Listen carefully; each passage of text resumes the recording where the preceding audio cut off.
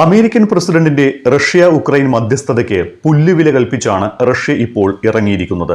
കഴിഞ്ഞ ഒറ്റ രാത്രിയിൽ മാത്രം ഉക്രൈന്റെ ഭൂമികയിൽ പെയ്തിറങ്ങിയത് കഴിഞ്ഞ ഏതാനും ആഴ്ചകൾക്കിടയിൽ ഉക്രൈനിലുണ്ടായ ഏറ്റവും വലിയ ആയുധ വർഷമായിരുന്നു. ഒരു രാത്രി കൊണ്ട് 574 ഡ്രോണുകളും 40 മിസൈലുകളും റഷ്യ ഉപയോഗിച്ചതായി ഉക്രൈൻ സൈന്യം ചൂണ്ടിക്കാട്ടുന്നു. കഴിഞ്ഞ ഏതാനും ആഴ്ചകൾക്കിടെ റഷ്യ ഉക്രൈനിൽ ഇത്രയും വലിയ ആക്രമണം നടത്തിയിട്ടില്ല എന്ന് അന്താരാഷ്ട്ര വിദഗ്ധരും ചൂണ്ടിക്കാട്ടുന്നുണ്ട്. ഉക്രൈൻ റഷ്യ യുദ്ധം അവസാനിപ്പിക്കാൻ US പ്രസിഡന്റ് ഡൊണാൾഡ് ട്രംപ് നേരിട്ടിറങ്ങിയതിന് പിന്നാലെയാണ് റഷ്യ ആക്രമണം ഇത്രത്തോളം കടുപ്പിച്ചത് എന്നുകൂടി അന്താരാഷ്ട്ര വിദഗ്ധർ പറയുന്നുണ്ട്. അതായത് മധ്യപൂർവേഷ്യയിലെയും ഇപ്പോൾ റഷ്യയിലെയും സംഘർഷം അവസാനിപ്പിക്കാൻ ട്രംപ് നടത്തിയ മധ്യസ്ഥതകളെല്ലാം പാഴായിപ്പോയി എന്ന വിലയിരുത്തലാണ് പൊതുവെ ഉള്ളത്. ഇതിനുദാഹരണമാണ് ഉക്രൈനിൽ ഇന്നലെ രാത്രിയുണ്ടായ പുതിയ ആക്രമണം.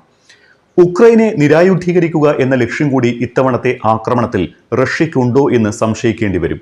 കാരണം ഉക്രൈന്റെ പടിഞ്ഞാറൻ ഭാഗങ്ങളിലെ തന്ത്രപ്രധാന കേന്ദ്രങ്ങളെയാണ് ഇത്തവണ റഷ്യ ലക്ഷ്യമിട്ടത് എന്ന് ഉക്രൈൻ സൈന്യം പറയുന്നുണ്ട്. അതായത് യൂറോപ്യൻ രാജ്യങ്ങൾ ഉക്രൈനിൽ ഇറക്കിയ ആയുധങ്ങൾ സംഭരിച്ചിട്ടുള്ള ഇടങ്ങളാണ് റഷ്യയുടെ ആക്രമണത്തിന് ഇക്കുറി ഇരയായത്.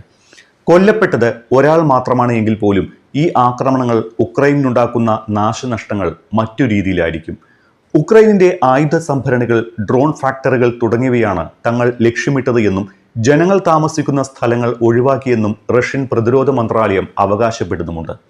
കഴിഞ്ഞ ദിവസത്തെ ഇത്രയും വലിയ ആക്രമണത്തിലും ഒരാൾ മാത്രം കൊല്ലപ്പെടുകയും 15ഓളം പേർക്കാണ് പരിക്കേറ്റത് എന്നും സ്ഥിരീകരിച്ചിട്ടുണ്ട്. ഇന്നലെ നടന്നതും ഈ വർഷം ഇതുവരെ നടത്തിയ ഡ്രോൺ ആക്രമണങ്ങളിൽ മൂന്നാമത്തെ വലിയ ആക്രമണമാണ് എന്ന് കണക്കുകൾ തെളിയിക്കുന്നു. കഴിഞ്ഞയാഴ്ചയാണ് ഡൊണാൾഡ് ട്രംപും വ്ളാഡിമിർ പുടിനും അലാസ്കയിൽ നിർണായക കൂടിക്കാഴ്ച നടത്തിയത്. പ്രധാനമായും ഉക്രൈൻ യുദ്ധം അവസാനിപ്പിക്കണമെന്ന ആവശ്യമായിരുന്നു ട്രംപ് മുന്നോട്ട് വെച്ചതും. ഇതിനു മുൻപ് തന്നെ പുടിൻ മുന്നോട്ട് വെച്ചിട്ടുള്ള ധാരണാ നിർദ്ദേശം പുടിൻ ആവർത്തിക്കുകയും ചെയ്തു. ഇക്കാര്യത്തിൽ സെലൻസ്കിയുമായി കൂടിക്കാഴ്ച നടത്താമെന്നായിരുന്നു ട്രംപിന്റെ നിർദ്ദേശം. എന്നാൽ അലാസ്ക മീറ്റിംഗിന് ശേഷം പോലും റഷ്യ ആക്രമണം കടുപ്പിക്കുന്നതാണ് കണ്ടത്. ഒപ്പം ട്രംപും സെലൻസ്കിയുമായി കൂടിക്കാഴ്ച നടത്തിയ ശേഷം ഡ്രോൺ ആക്രമണവും വർദ്ധിപ്പിച്ചിട്ടുണ്ട്.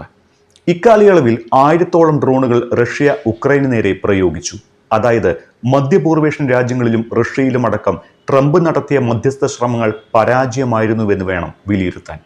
ട്രംപ് പുടിന്റെ ഭീഷണിക്ക് വഴങ്ങി എന്ന തരത്തിലാണ് അലാസ്കയിൽ നടന്ന കൂടിക്കാഴ്ചയെ പോലും പല കോണുകളിലും വിലയിരുത്തൽ ഉണ്ടാകുന്നത്. അതുകൊണ്ട് തന്നെ പുടിന്റെ ഭീഷണിക്ക് വഴങ്ങരുത് എന്നാണ് ട്രംപിനോട് അദ്ദേഹത്തിന്റെ റിപ്പബ്ലിക്കൻ പാർട്ടി അംഗങ്ങൾ പറയുന്നത്. അടുത്ത വർഷം നടക്കാനിരിക്കുന്ന ഇടക്കാല തെരഞ്ഞെടുപ്പിൽ ട്രംപിന് തിരിച്ചടി ഉണ്ടാകാൻ ഇടവരുമെന്നാണ് റിപ്പബ്ലിക്കുകൾ സൂചന നൽകിയത്. ഡീൽ മേക്കിംഗ് ചർച്ചകളിൽ ട്രംപ് സ്ഥിരമായി പരാജയപ്പെടുന്നത് അടുത്ത കാലങ്ങളിൽ നടന്ന പല മധ്യസ്ഥതകളും പരാജയപ്പെട്ടതിൽ നിന്ന് വ്യക്തമാണ്. ഇതിന് ഒരു മാറ്റം വരണമെന്ന അർത്ഥത്തിൽ റിപ്പബ്ലിക്കനുകൾ അദ്ദേഹത്തിന് കൃത്യമായ മുന്നറിയിപ്പുകൾ നൽകുന്നുമുണ്ട്. അതിനിടെ ഇന്ത്യക്ക് നേരെ ട്രംപ് ഭരണകൂടം നടത്തിയ താരിഫ് വർധനാ ഭീഷണിയോടും കടുത്ത നിലപാടാണ് റഷ്യയും പുടിനും സ്വീകരിക്കുന്നത്. അതിന്റെ സൂചനയാണ് റഷ്യൻ സന്ദർശനത്തിലുള്ള ഇന്ത്യൻ വിദേശകാര്യമന്ത്രി എസ് ജയശങ്കറുമായി പുടിൻ നേരിട്ടെത്തി നടത്തിയ ചർച്ച. റഷ്യൻ വിദേശകാര്യമന്ത്രി സെർജി ലാവ്റോവുമായി നടത്തിയ കൂടിക്കാഴ്ചയ്ക്ക് ശേഷമാണ് പുടിനും നിർണായക കൂടിക്കാഴ്ച നടത്തിയത്. ഇരു രാജ്യങ്ങളും തമ്മിലുള്ള ബന്ധം ശക്തിപ്പെടുത്തുന്നതിനും വിവിധ മേഖലകളിലെ സഹകരണം വർദ്ധിപ്പിക്കുന്നതിനും കൂടിക്കാഴ്ച ഗുണമാകുമെന്നാണ് പുടിന്റെ ഓഫീസ് പ്രതികരിച്ചത്. ഒരു പ്രത്യേക തന്ത്രപരമായ പങ്കാളിത്തമെന്നാണ് എസ് ജയശങ്കർ ഈ കൂടിക്കാഴ്ചകളെ എല്ലാം വിശേഷിപ്പിച്ചത്. റഷ്യയിൽ നിന്ന് എണ്ണ വാങ്ങുന്നതിന്റെ പേരിൽ ഇന്ത്യക്ക് അധിക തീരുവ പ്രഖ്യാപിച്ച ട്രംപ് ഭരണകൂടത്തിന്റെ നയതന്ത്ര വാണിജ്യ ഭീഷണി നിലനിൽക്കുമ്പോൾ തന്നെ റഷ്യൻ എണ്ണ വാങ്ങുന്ന ഇന്ത്യക്ക് എണ്ണവിലയിൽ കിഴിവ് നൽകുമെന്ന റഷ്യൻ പ്രഖ്യാപനവും പുടിന്റെ ട്രംപ് വിരുദ്ധ നിലപാടുകളുമായി കൂട്ടി വായിക്കണം. രാഷ്ട്രീയ സാഹചര്യങ്ങൾ പരിഗണിക്കാതെ ഇന്ത്യയിലേക്കുള്ള എണ്ണ ഇറക്കുമതി മുൻപുള്ളതുപോലെ തുടരുമെന്നുള്ള പ്രഖ്യാപനം അമേരിക്കയുടെ തീരുവ ഭീഷണി മുഖവിലക്കെടുക്കുന്നില്ല എന്ന ഉറച്ച നിലപാട് കൂടിയാണ്.